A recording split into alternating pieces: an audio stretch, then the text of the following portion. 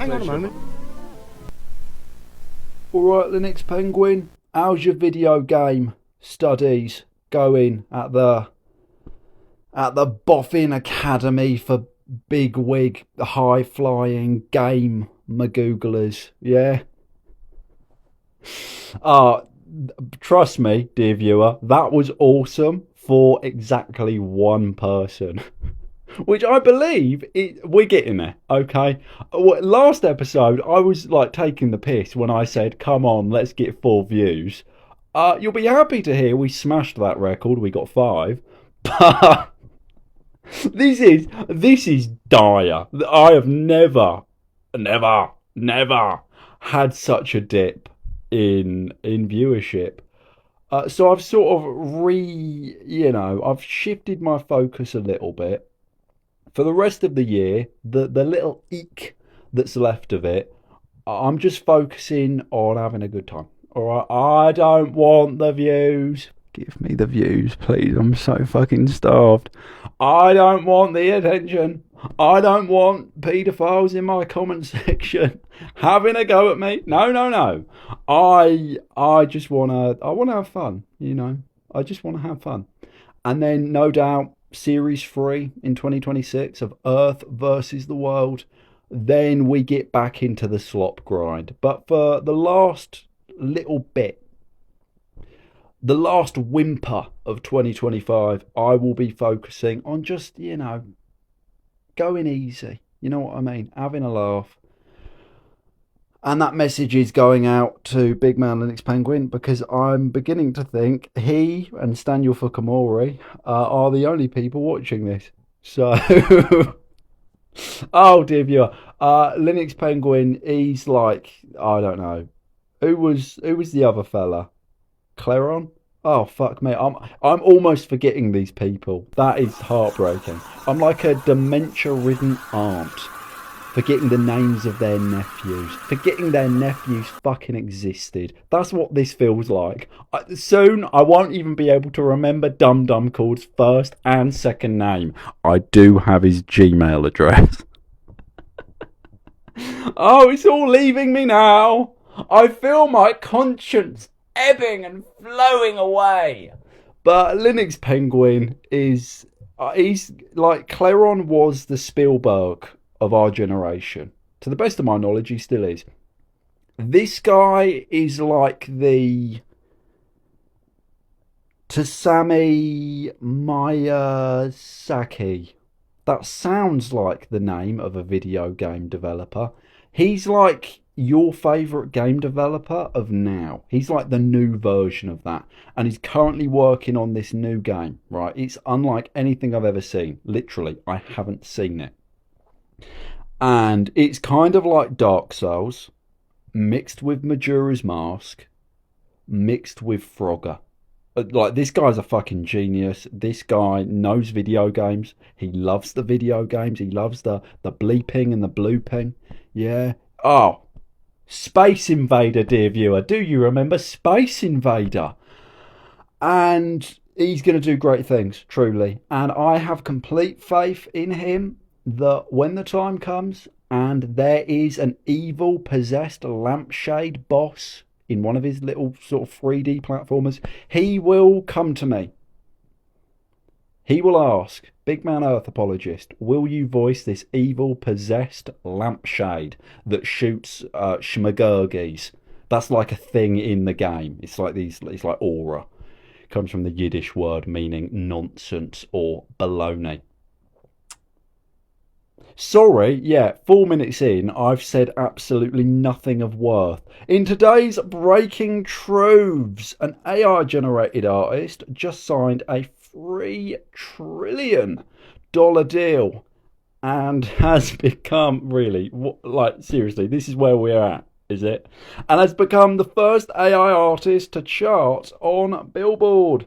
Now, I'm in many minds about this. My wonderful view, Piglet, and none of them are positive because I'm going to be a little bit vulnerable. We're heading towards Christmas, yeah? An early Merry Christmas, Merry Hanukkah, Merry whatever the Muslimists are up to around this time of year. I'll be vulnerable. In the spirit of Christmas giving, I will give you vulnerability. I'm worried. I'm really worried about this AI stuff because I remember it like it was yesterday. Discovering the band I went on to produce and manage, still do.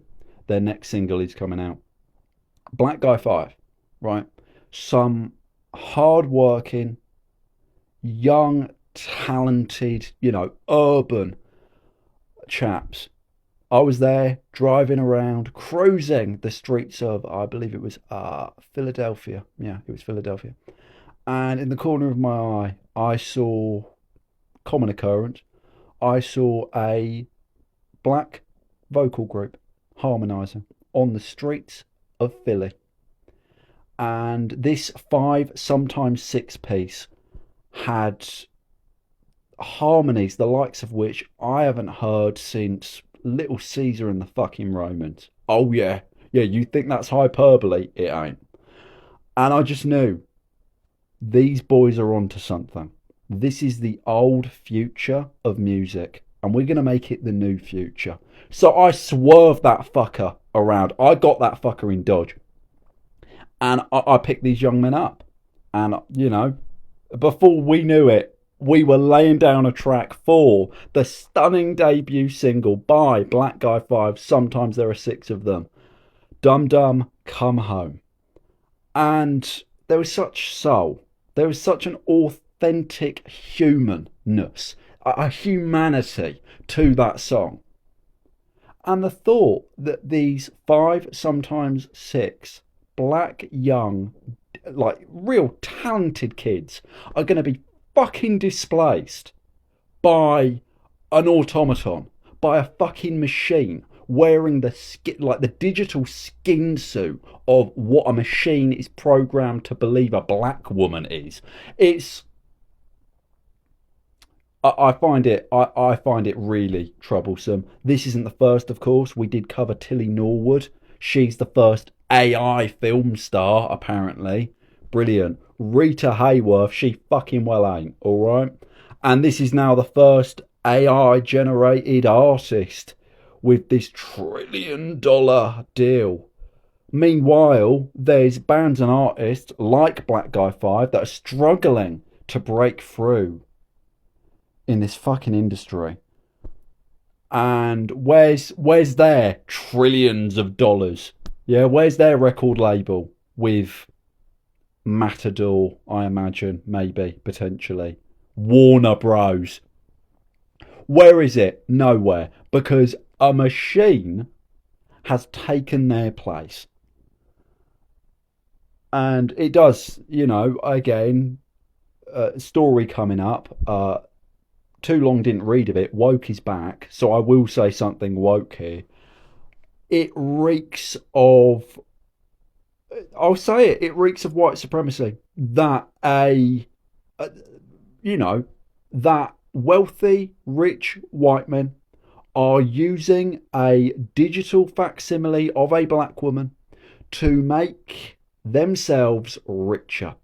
Okay? Meanwhile, me, working class boy from South London, I try and get real, urban, young, like dapper dudes, mainstream, not a fucking sausage, mate. So it is deeply problematic that, a predominantly white male demographic is using black people. It's almost like a form of blackface, isn't it? Really? No. So I disagree with this demon technology. I've never used AI. I've already said it in a previous video, dear viewer. I abscond.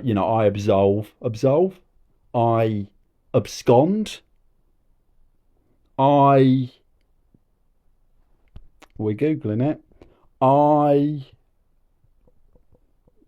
To not do something. A word. Suddenly it's dawning on me why no one watches this. Avoid, abstain. Thank you, AI overview. So, I abstain from using AI, okay? No, really. And it was like, it really was. It was like the Coasters. It was like Frankie Lyman and the Teenagers. To have such raw talent in the room with me there, it was wow. And I will be the man responsible for bringing black, for bringing black the back vocal group. Okay, what happened there? Comment below. Linux Penguin, you're somehow fucking responsible for this, mate. What happened to black vocal groups? Where did they go? How do we get them back?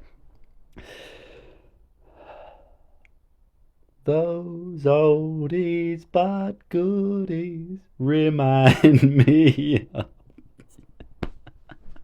I'm a little bit like Jack Kerouac. Have you ever noticed that? I'm like real fucking free-form jazz literate. In other troves, Michael Caine actually came out with an anthology of poetry not too long ago. Of course, you probably know him as Michael Caine. He's Michael Caine from the Madness song. But apparently, no, he's sort of taken a bit of a detour in his career, in his late, great career, and he's now writing poetry. This is an excerpt. Why do we fall? So we can learn to pick ourselves up.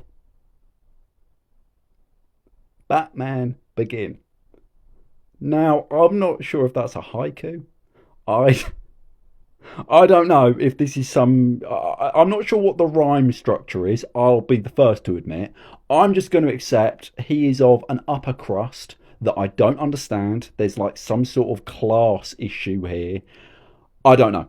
Okay, he clearly knows stuff I don't. I'm not learned. Yeah, I went to public school, so I don't know. All right, I assume it's a work of genius. In other truths, is Belgium necessary in 2025? I take issue with the framing here, of course. Belgium was never necessary. It's not a real country. You make me agree with Nigetov Faragekov. Do you know how fucking sick that makes me inside? He's right. I'm sorry. If this makes me some sort of reform skinhead, so be it. Nigetov Faragekov, the great walking, talking man, is 100% correct. Belgium is not a real country. And we've deluded ourselves to the point where we respect, well, if it says it's a country, it's its own thing. No, this isn't gender politics. You're not a real country. And frankly, I think it should be British territory. I think a lot of places have not warranted their right to exist. You know what I mean? Let's be honest now. Let's be serious. I'm not getting all like genocidal here. Realistically, the world only needs about 32 countries. Yeah, I think that's a good estimation. 32 countries. The rest of them we can get rid of. We can like absorb them into more relevant nations. Right? You know what I mean? Belgium, Luxembourg, Holland. I'm sorry? All of that like fetish Europe part of the world. I'm talking Switzerland, I'm talking Greenland, I'm talking Iceland, I'm talking Sweden, I'm talking the Netherlands. The people that get off to being shat on by, clog wearing hikers. No. You do not warrant your own fucking country. Alright? We had an empire. I'm on one again. Click off now, mate. I'm on one again. We had an empire with 1 in 4 people on planet Earth being a part of it. We quite literally invented time. We're permanently at that table. With America, with China, with whoever the big guy is next century. We're there. We've got a permanent fucking reservation. Because we made time that makes reservations fucking possible. Alright?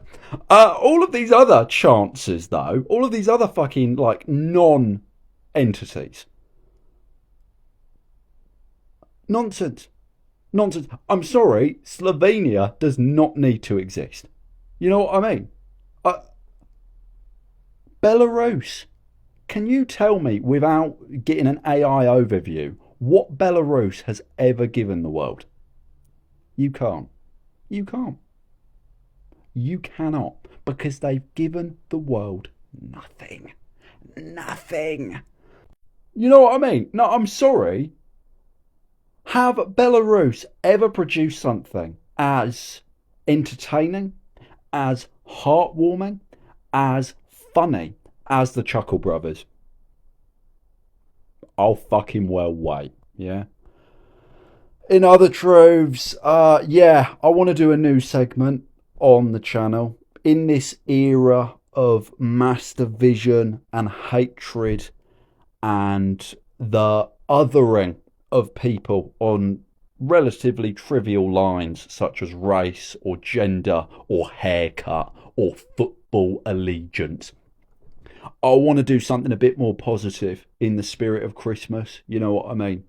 And maybe if this is a popular feature, we'll keep it on for the next year. Uh, it's a working title, Minority of the Week. Now, again, I see your face. I know the face you're pulling. Fine. Okay, if you've got a better title, comment below.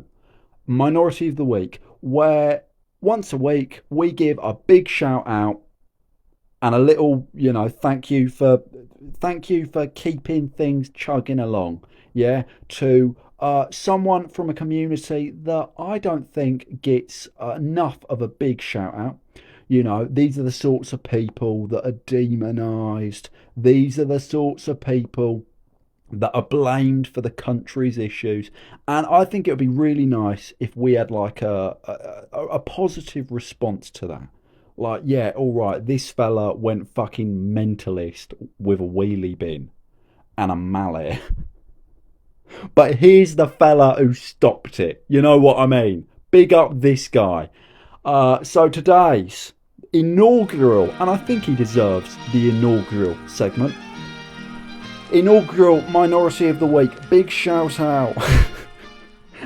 Honestly, it is beginning to dawn. It is beginning to dawn on me why I get like 4 views. And I'm really quite tickled. Samir. I have to pronounce it correctly. Not pronouncing it correctly would be disrespectful. Samir Zitouni, I believe, is credited with saving lives. This is in relation to the dreadful fucking train attack that happened a few days ago. Some fucking Fruit Loop went absolutely nutter mode. And this guy, right, here's the great part of this story. He, like, fended him off with a frying pan, I believe. Right? I'm sorry, anyone that takes a frying pan to a knife fight is instantly goated. So big shout out to this geezer. Yeah, I believe his friends call him Sam. So I'm going to call him Sam because he's a friend of the nation. You know what I mean? And this is the sort of lion-hearted, blitz spirit that this country's fucking well about. You know what I mean? To paraphrase Tony Benn, it's not about where you started, it's where you're going, And I like where this guy's going, because his weapon of choice is a fucking frying pan. So big shout out to him, lots of love. This is what this country's about, you know what I mean? It's not about this sort of weird in-group, out-group tribalism. It's about coming together in spite of our differences, especially in times of crisis. And time again, this country does just that. And that's why I love this country. That's why it's one of the greatest countries to ever fucking exist. Royal Britannia, God save the King and his lovely big red hands. All right. In other troves, oh, for fuck's sake, it's this nonsense again. TMZ confirms Sydney Sweeney and Scooter Braun, no relation to either, are dating. They reportedly met at Jeff Bezos' wedding in Venice. These are two of the most standard issue looking people I think I've ever seen. Like, I do not get the hype around Sydney Sweeney. Sydney Sweeney, for those not in the loop, is the one on the left, by the way. Not the man with the violently white teeth and violently white shirt to match. Fuck me. Do the teeth match the shirt? Yes, they do. Don't let me die like this. And yeah, I don't get the appeal. She's got no X factor. She's got no personal charisma. Again, Rita Hayworth, she fucking well ain't. And we don't make women the way we used to. You know what I mean? And this isn't some tradcon bollocks. Okay? I love my women empowered. Absolutely. Have tattoos, have piercings, you know, be more than essentially cattle for breeding. Fucking men. I love that. I love that for women. Okay? I love women. I'm not talking about, back in the old days they were barefoot and heavily pregnant in the kitchen. That is not what I'm referring to. I mean, we used to make like stars a lot more glamorous, right? And maybe it was the mystique of the pre-internet age where you didn't hear about every bowel movement Sam Smith was currently having. You know what I mean? There was a certain mystique. And now it feels like we've seen behind the curtain and we've seen the little fucking sex pest touching himself behind the big glowing green head. You know what I mean? We've seen it now. We know who these people are on a human level. And that was always going to be the death of celebrity, because we realise, harrowingly, we realise these people are just people. And they're really fucking boring people. And Sydney Sweeney, I mean, for the longest time, I thought she was to Sabrina Carpenter what Miley Cyrus was to Hannah Montana. Hand on heart, I thought they were the same person. Oh yeah. Sabrina Carpenter, played by the wonderful Sydney Sweeney. Apparently no. Apparently they're two like totally separate entities. And I don't get it. I don't get how people can like follow these individuals. How can they be so low charismatic and so elite, right? They met at Jeff Bezos's wedding. And yet they're not Rockefeller. They're not Rothschild. They're beige fucking wallpaper. That's what they are. The images sum it up. Blank, devoid of any real fucking soul or grit. You know what I mean? But yeah, they're dating now. Apparently this is newsworthy. Comment below, what do you think about that? I am, of course, the last honest man on this wretched fucking website. I talk about all sorts on this channel. I talk about pop culture slop. I talk about geopolitics. I talk about personal little anecdotes, you know, a peek into my life. I talk about technology with the whole AI thing. I talk about niche internet drama. If any of that sounds even remotely appealing and you can tolerate listening to me, maybe subscribe. Maybe like/dislike, comment and subscribe. In other droves, oh, for fuck's sake. All right, okay, Ricky Gervais. He's a guy. He's like this fucking renegade. The man tries to keep him down, but you can't stop him. You know, you can't stop him. I think he's one of the most outrageous fucking comedians of the last 50 years. He goes out there, right? And this is a trigger warning, by the way. This is dark shit. This is like on the knuckle shit. He goes out to usually sold out arenas, sometimes football stadiums, and he does his infamous now transcock woman penis material, and the audience fucking die with laughter. They are fucking cackling at Ricky Gervais doing the transcock woman penis routine. But it doesn't end there, dear viewer. Oh no, if that wasn't like earth-shakingly offensive enough, no, he goes one step further. He then lectures that very audience, eating it up like piglets from a fucking trough, and explains to these fucking nimwit audience members that paid stupid money to see him perform this schlock He then lectures these people on why it's actually okay to laugh at that, and that's actually really like highbrow satire, and he's actually like speaking truth to power, man. Because obviously, I'm not sure if this will get me deplatformed from YouTube.com. Trans people rule the world, and Ricky Gervais very fucking bravely he speaks to that power. He stands up there in his black shirt and he says trans cock woman penis, and now they're keeping a good man down. He made. I don't think a joke has ever been made like this. This is too far even for him. This is really fucking outrageous shit. He made a knife crime joke, and he wanted it on a billboard advertised in the London Tube, on the London Tube.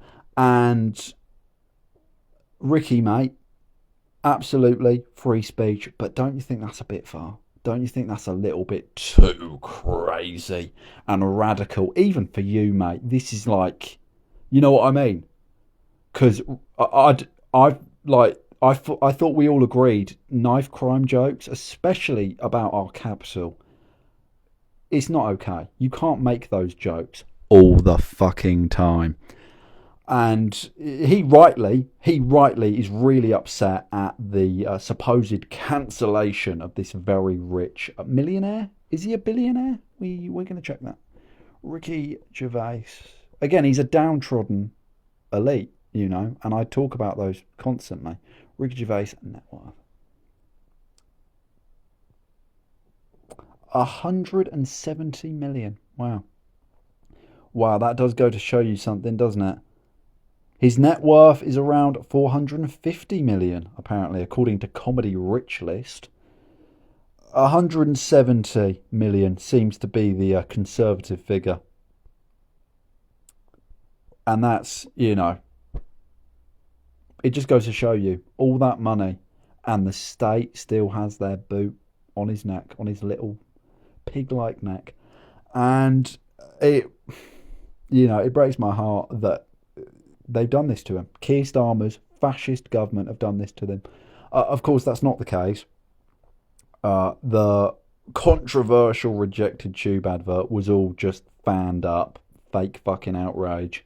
Any excuse to whine about being censored while you have one of the biggest megaphones in the country. You know, he says cunt a lot too, by the way. If you didn't know that, that's kind of like his thing. He kind of coined that term. He says cunt a lot. He says the word cunt a lot. And it arguably it gets funnier every single time he says it. He says cunt a lot. And, you know, it just breaks my heart. You know, this guy, all he does is go out there to millions of adoring fans, and he does the same groundbreaking routine again and again and again and again. And they keep trying to put him down. But no, I say, Ricky Gervais, go out there and with all your heart, trans cock woman penis. Yeah? Can I get an amen for free speech in this fucking police state? In other truths, oh God, it's this one. All right, this is the big one. This is the big one. Yeah, there's been some event. There's been some event in New York. I don't know. I don't follow it. This Voltron Mugabe fella has been elected to the chair or something like that. He's the new guy now. The old guy, he's gone. Now we have Voltron Mugabe, and this fella, I got a bad vibe about him very early on because I saw him. I saw a video of him and he was handing out sweets, poison, essentially. He was handing out these like candies out of a pumpkin-shaped bucket. This is obviously some sort of Muslimic ritual, probably tied to the dark arts. And he was giving these kids, I assume they were kids, they were wearing these bizarre costumes of skeletons and zombies and tax accountants, and he was giving out these sweets to the kids, and all I could think was, this guy's not even mayor yet and he's already started with the fucking handouts. You know what I mean? And, you know, it does upset me that probably the most diverse candidate in any election ever. I mean, Andrew Cuomo, for those not in the loop, is a black, wheelchair-bound, Jewish woman that's probably trans as well, come to think of it. And once again, the minority has been sidelined for the charismatic young guy with a cool haircut and a nice smile. It is, admittedly, it's heartwarming. It is. It makes me happy on the inside to see him happy. You know, he seems like a really nice bloke. But nice blokes don't make good leaders. All right. And, you know, many New Yorkers were up in arms about this. This is not the New York City I know and love. That's from Gary Mobile from Alabama. And Mr. Mobile was not the first or only person to raise the alarm on this. I mean, communist. That's what he fucking well is. Many other proud, born and raised New Yorkers from Australia were sounding the alarm. This guy's bad for our city. And as a proud, born and raised New Yorker, I have to say, I think it'll be all right. I think it'll be okay. I think things are going to be just fine in the Big Apple. Yeah, because I've lived here, over there, all my life. You know, I was born on Long Island. That's an important distinction. Please never say in Long Island. Okay, it's a geographical mass. Please respect that. You know, I spent most of my childhood, however, in the Brooklyn area with, you know, Colonial Hill and Dyker Height, Bensonhurst. Oh, we like Bensonhurst the best. In my teenage, I did spend a good few years in Queens, in Howard Zone and the Ozone area, and I mean, who could forget Crownland? Really, no, you've got to visit Crownland in Queens. It's a beautiful place, but more than that, the people are so fucking beautiful. They are. They're some of the most beautiful people in that region of the place I live. And I mean, the food. Oh, forget about it. The food. Luigi's Box. And oh, Mama Gigi's. Have you ever been to Mama Gigi's in Dyker Height? It's, again, it sounds Italian. It looks Turkish. It's actually Chinese food. And that's weird, and I don't quite understand it, but I'm with the people of New York on this. It slaps. Okay? Dead ass. It slaps. Breaking. Mayor Eric Adams has blown up every bridge into Manhattan. I tried to reason with you, New York, but I see that has fallen on deaf ears. I am your mayor. I always have been your mayor. I always will be. So this is a worrying. This is a really worrying turn of events for the people of New York. My people, you know, my people.